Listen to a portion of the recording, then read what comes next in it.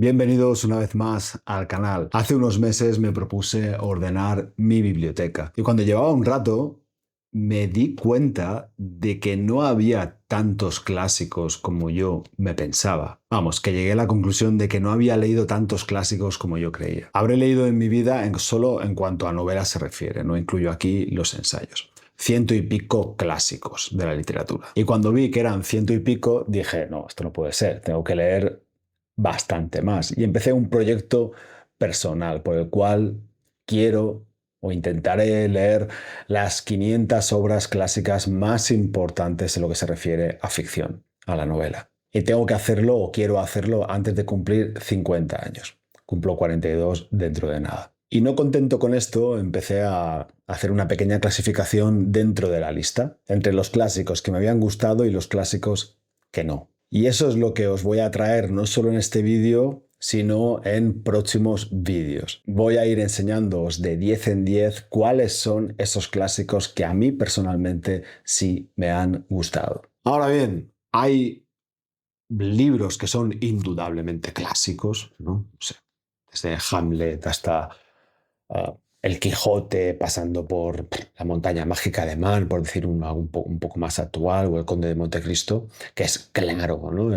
Todo el mundo está de acuerdo en que esos son clásicos. Pero luego hay otros títulos que no queda tan claro. Entonces yo ahí en la lista he introduciendo lo que yo considero también clásicos, ¿no? Respetando un poquito el canon, que tampoco es que esté súper establecido, ¿no? Así que si veis algún título que digáis, a mí esto no me parece un clásico, pues que por eso es la lista de los clásicos de Joan Gallardo.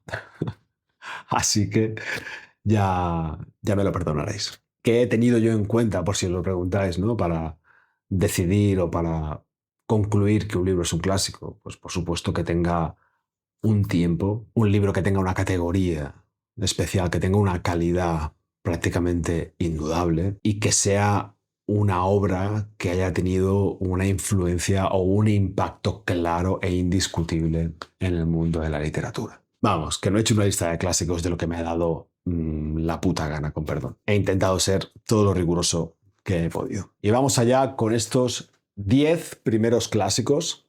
Ya iré metiendo todos los vídeos en una lista para que los tengáis todos ahí ordenaditos. El primero es 1984 de George Orwell.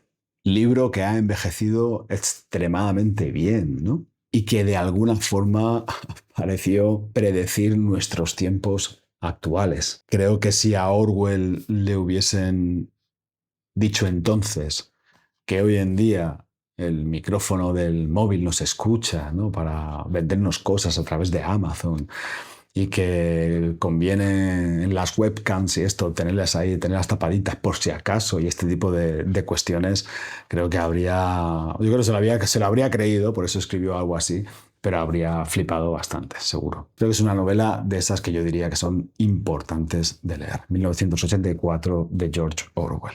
De Lewis Carroll, Alicia en el País de las Maravillas. Me lo leí no hace mucho, creo que me lo leí el verano pasado y pasé un rato increíble. Me reí muchísimo. Este es uno de los libros que más me han hecho reír en toda mi vida. Tengo que confesaros que a mí la película de Disney de Alicia en el País de las Maravillas no me gusta tan siquiera. A mí todo el rollo psicodélico y tal es una cosa que a mí no me llama para nada la atención.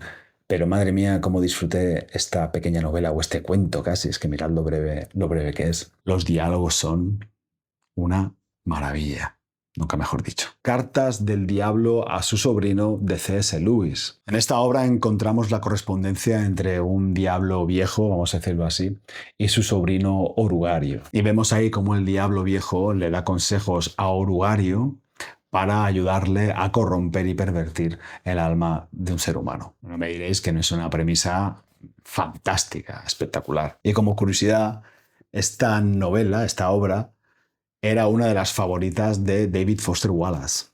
Y creo que le pega y mucho. Siguiente, del gran Dostoyevsky, Crimen y Castigo. Creo recordar que fue la primera obra que yo me leí de Dostoyevsky hace ya bastantes años. Y me la he leído bastantes veces además. La tomé con muchísimo respeto porque pensaba que sería una cosa harto difícil de leer y de comprender. Y para nada. Yo diría que es un clásico que podríamos llamar fácil. O sea, no hay que tener una experiencia brutal leyendo clásicos para poder leer tranquilamente Crimen y Castigo. Y creo, sinceramente, que es una novela que agradece mucho una segunda lectura. Yo llegué a conclusiones distintas en la segunda lectura que en la primera. Salí de la primera lectura con una idea mejor del protagonista, de Raskolnikov. Y en la segunda lectura lo humanicé más. O sea, sí que le quité prácticamente cualquier atisbo de heroísmo que le pudiese haber dado en la primera lectura. Es una de las obras más famosas de Dostoyevsky. Para mí no es la mejor ni objetiva ni subjetivamente, para mí, pero es una obra que vale muchísimo la pena. O sea, si yo tuviese que decirle a alguien, esto es un clásico que vale la pena leer, obviamente digo que sí. Crimen y Castigo de Dostoyevsky. Siguiente, de Gabriel García Márquez, Crónica de una muerte anunciada. Creo que es una novela perfecta para empezar con García Márquez. Yo no me he leído toda la bibliografía de García Márquez, me he leído los títulos más conocidos, más reconocibles. Y diría que esta es mi novela favorita de él. Sí, por encima de 100 años de soledad. Os recuerdo que esta es una lista de clásicos que a mí me han gustado. Por eso, si estáis esperando a ver aquí a 100 años de soledad, no lo vais a encontrar. Pienso que es un libro malo, que es una novela mala, en absoluto. 100 años de soledad es una novela importante, es un clásico importante. Pero a mí no me gustó. Sin embargo, Crónica de una muerte anunciada me pareció una virguería, me pareció una pasada. Y también porque trata temas que a mí me conciernen, que a mí me tocan. El reflejo de la observancia del mal y ese no hacer nada es una cosa que a mí siempre me ha llamado muchísimo la atención. Y creo que esta novela refleja esa sensación, ese silencio, esa inacción de parte de la gente al observar algo que no debería estar pasando, que no debería estar a punto de suceder, y pensar que alguien tendría que hacer algo y ver que nadie hace nada. A mí es una cosa que me llegó mucho. O sea, le tengo mucho cariño a esta novelita, que además es súper breve, vale muchísimo la pena. Crónica de una muerte anunciada. Súper, súper, súper clásico y novela famosísima donde la haya. Cuento de Navidad de Charles Dickens. Es que no sé qué más puedo aportar yo a esto. Sí que diré que es una obra un poco más difícil de lo que la gente se piensa, ¿no? A todos hemos visto la Cuento de Navidad ¿cómo se llaman esto? De los teleñecos, ¿no? Y también ese corto de Disney maravilloso, por otra parte, de Cuento de Navidad con Mickey Mouse, el tío Gilito y todo esto, que es también increíble. Y tenemos muy clara la historia. Y creo que eso sirve muchísimo para leer la novela, porque te ayuda un poco a situarte, porque si no, creo que es que la podría llegar a llamar una novela no súper difícil, pero sí ciertamente complicada, y que hay que estar un poquito atento. Pero bueno, se compensa por la brevedad. Es un cuento entrañable, es un cuento triste, pero también es un cuento esperanzador, incluso te llegas a reír en bastantes partes del cuento de Navidad, ¿no? Cosa que a priori no esperas. Y dices, esto es un dramón, esto es una cosa extremadamente triste. Pues Dickens tenía eso, pero no solo en esta obra, sino creo que en la mayoría de sus obras. Cuento de Navidad de Charles Dickens. Aquí hago un poco de trampa con este título, y es que es una recopilación, no es una sola obra. Hablo de Cuentos imprescindibles de Anton Chekhov. La selección de cuentos de esta edición de Penguin Clásicos es una gozada.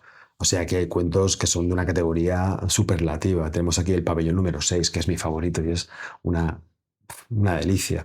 Tenemos también aquí La dama del perrito, que es uno de sus cuentos más famosos y más reconocibles. La cigarra también es una gozada. Dos cosas quiero decir sobre Anton Chekhov, más que sobre esta obra.